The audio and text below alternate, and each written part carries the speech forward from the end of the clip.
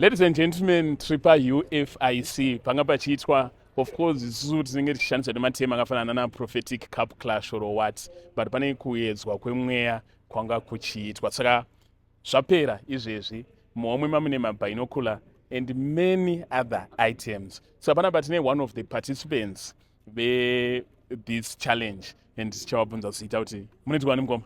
Mr. Manombo. Mr. Manombo. Yeah. Alright. Muri ng'anga, muprofita oro munhu anongoona? Ngatingoti munhu anongoona. Mungori munhu anongoona. Yeah. Alright. Makaregistrawo challenge iyi? Yes, I did register. Mamakatoona kare here zviripo kana kuti mamutira kuzozviona nhasi? I don't believe kuti takaona zviripo kudhara. Like any prophet of God, I don't think there's anyone anotaona kudhara. Unogona kuona within a moment, and maybe this moment was just not the moment. Saka you admit kuti izvi zvamuna kuona? Yes. Chii chaitika, chii chakuita sekuona? Like I said, the thing is on God. It's never on a man. A prophet is a vessel, so it's never on a man. Saka kana Mwari vasina kutaura hapana chaunoona. Saka Mwari vakurasisa ikapa? Tingati vatirasisa, because Mwari havarasise vanhu.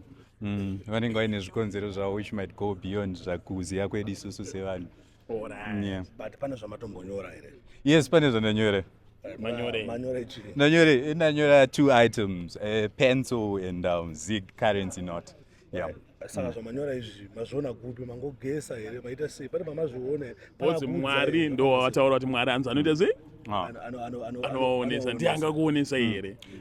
Is clearly zvakataurwa naprofeti kana zvavari kutotaura kuti Mwari ndiye anoonesa and maprofeti haaoni zvese ese sekutaura kwavo iwo. But pano panga pachinzi ari kuona zvese, and it is clearly shown kuti tatadza kuona zvese. Maono here one. Man of God, pane zvinhu zvamanyora ndira. Yes. Zvamanyora imimi zvabva kupi, mazviona kupi? At this point I cannot comment.